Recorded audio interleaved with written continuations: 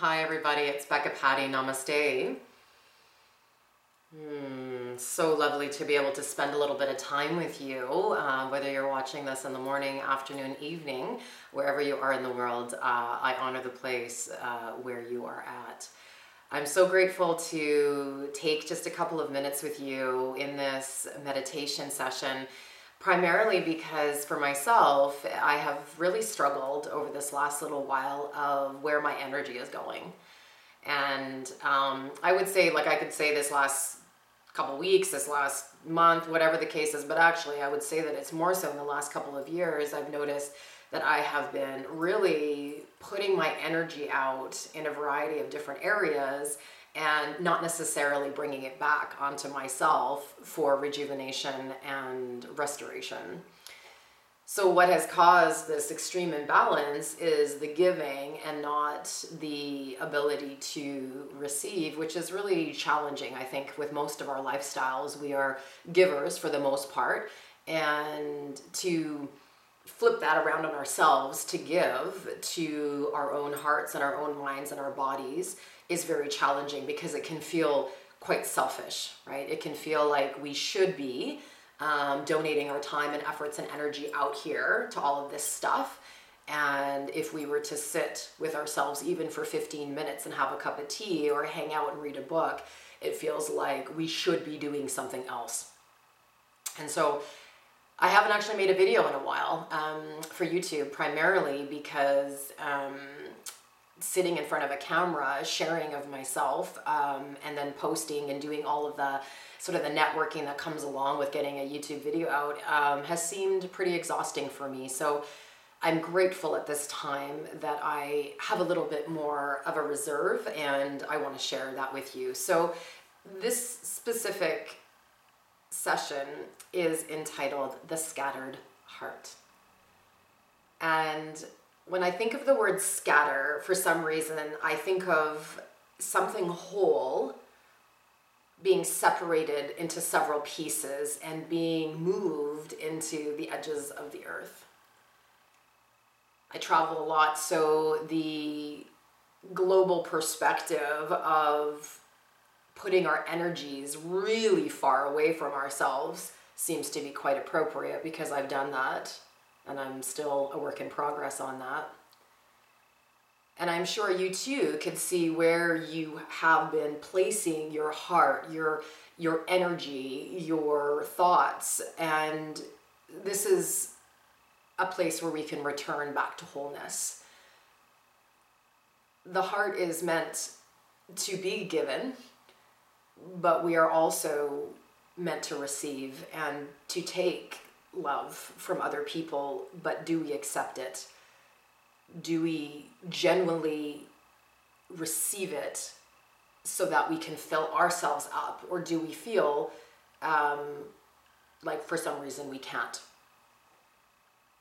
So if you come to your comfortable seat, you'll find that sitting on the floor, I'm just sitting up onto this comfy little chair. I've got pillows propped up to sort of help the hips, allowing the space in the hip joints to be quite relaxed so that your knees are not really tense and pulled up. You can even lay down onto the floor, that's fine. So we'll take a few moments and just start to give ourselves the feeling of being grounded, feeling the physical body resting, whether it's on the earth or sitting down. And as we draw the mind around the body space, almost like a map, as if you're cruising it around from the bottoms of your feet all the way to the top of your head, you'll start to notice little subtleties of where you're at in terms of the physical discomfort that you might be experiencing.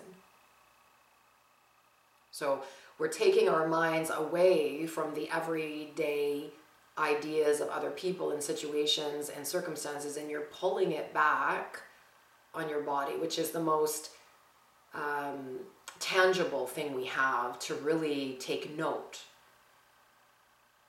So if you were to give descriptions of like how your feet and your ankles and your calves and your knees and your hips and all of that feel, would there be a feeling of tension, of stress? Maybe you find that your shoulders are always wrapped up around your ears. Could you just gently drop them down? Could you find a place where your eyes roll back a little further into the head? And can you notice if you're clenching your jaw, and possibly take a moment and just relax it, like open up your mouth and close it. And if possible, the lips will remain closed, but the breath will just slowly flow in and out in a very organic, natural fashion. We're not going to shift and change too much here. We've only got a short time together, but just allow your body to start to get settled. It's almost like we need to give ourselves permission and that it's okay to take this time out. And so as you are in this moment, can you find a little bit more so of your mind as it travels in through the heart, resting into that space? So through the heart space, how do you feel emotionally? How do you feel when you think about your day, your relationships, your work environment, the hobbies that you have?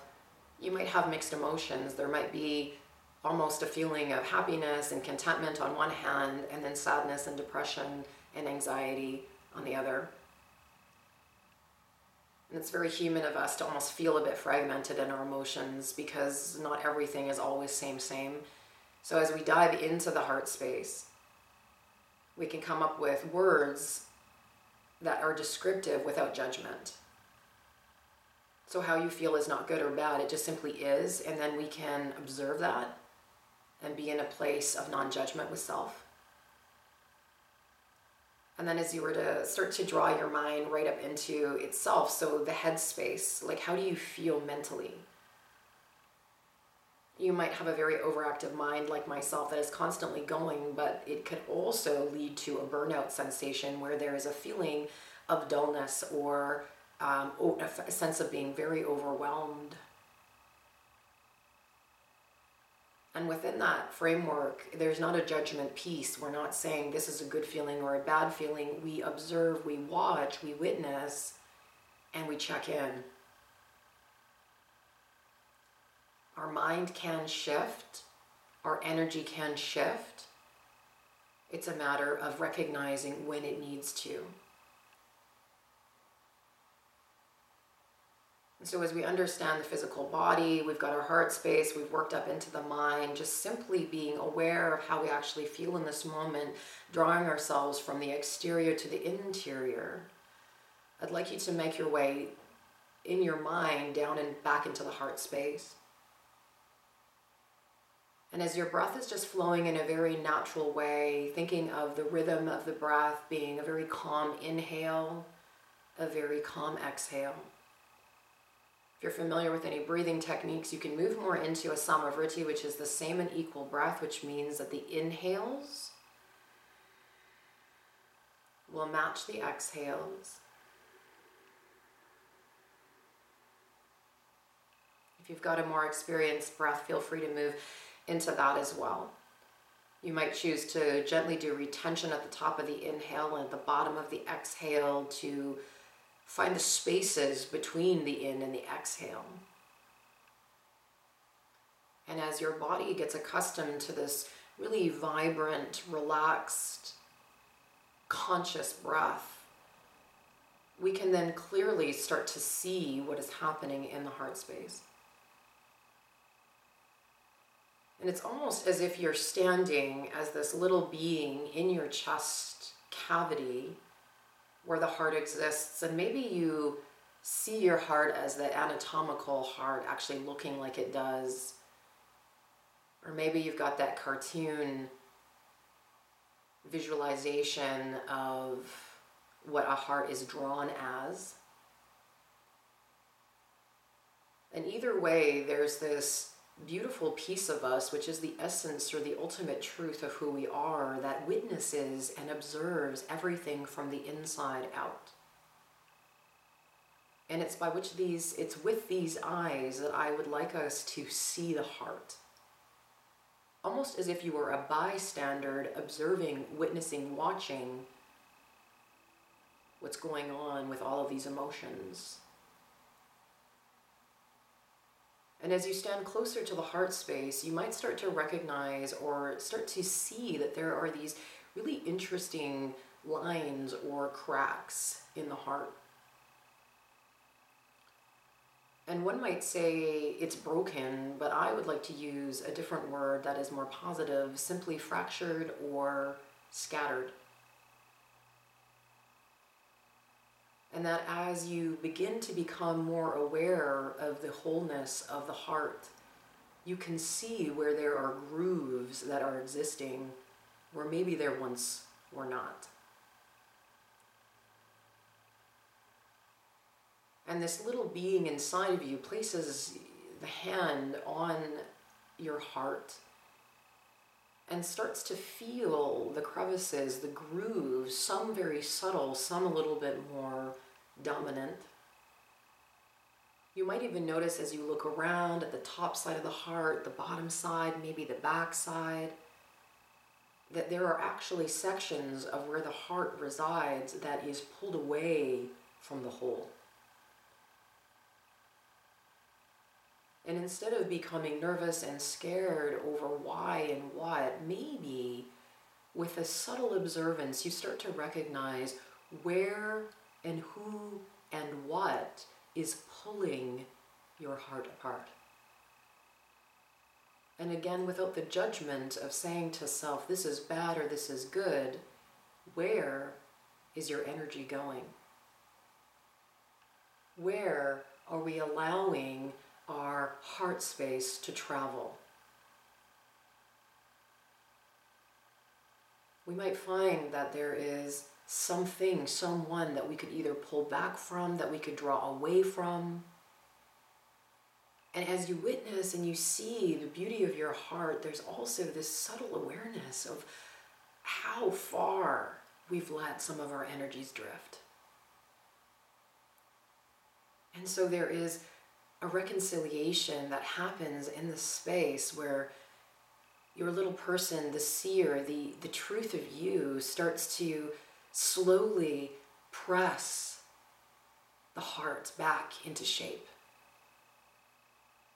And you can take your hands and actually visualize that that is what you are doing, that you are pressing and pushing gently the pieces of the heart back together that have possibly slid apart.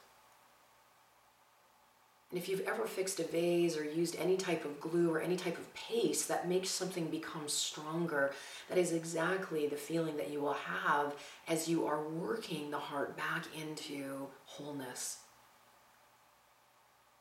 That you end up taking a paintbrush in your visualization, or possibly even just your hand, as if it has this stickiness or glue or paste that is attached to it. And you start working those lines, the crevices, to make them stronger, to make them more whole. The paste can be made up of the things that you so enjoy in your own life, the things that fill you up. It could be time alone, it could be travel, it could be classes that you enjoy taking, your yoga, meditation, Pilates, going for a walk, spin class, whatever gives you that wholeness of releasing physically, mentally, and emotionally. Maybe it's just spending time with family and friends in a positive environment. But your glue and your paste is made up of so many things that nurture soul, that bring us back into an existence of purity and light and love, knowing that we have all that we need inside of ourselves to heal, but it takes time. And as the witness, you can observe that the heart, even though it might look a little bit different because you have the paste moving in the lines, eventually what happens is that this glue and the paste becomes almost like it melts the heart back together, so you can barely see the lines. That the balance between giving and receiving now seems almost obvious. That in order for us to feel whole and healthy, we need not to simply give and to fragment, but we need to also receive and take energy in a positive and healthy way, nurturing self, breathing that into self.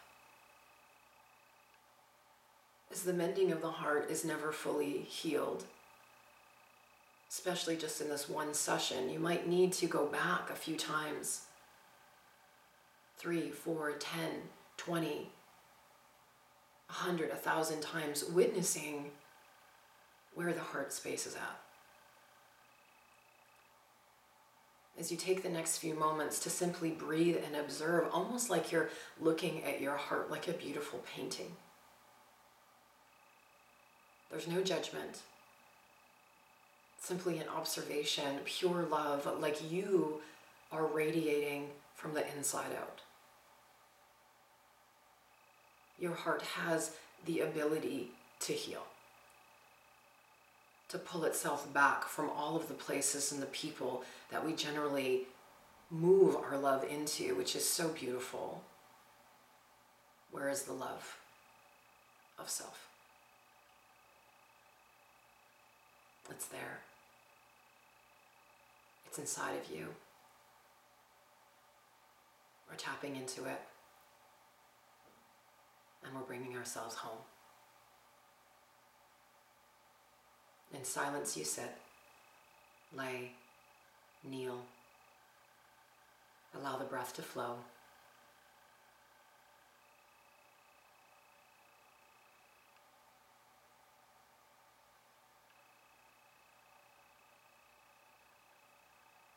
Om Shanti,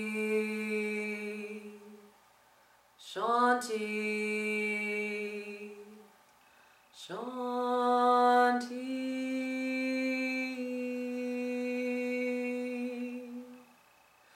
Om Shanti, Shanti, Shanti.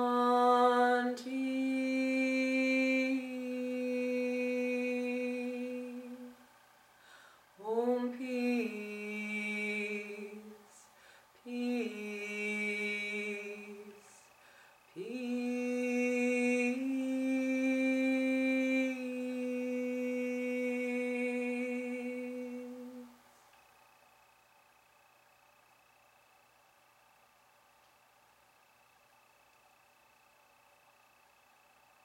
Namaste.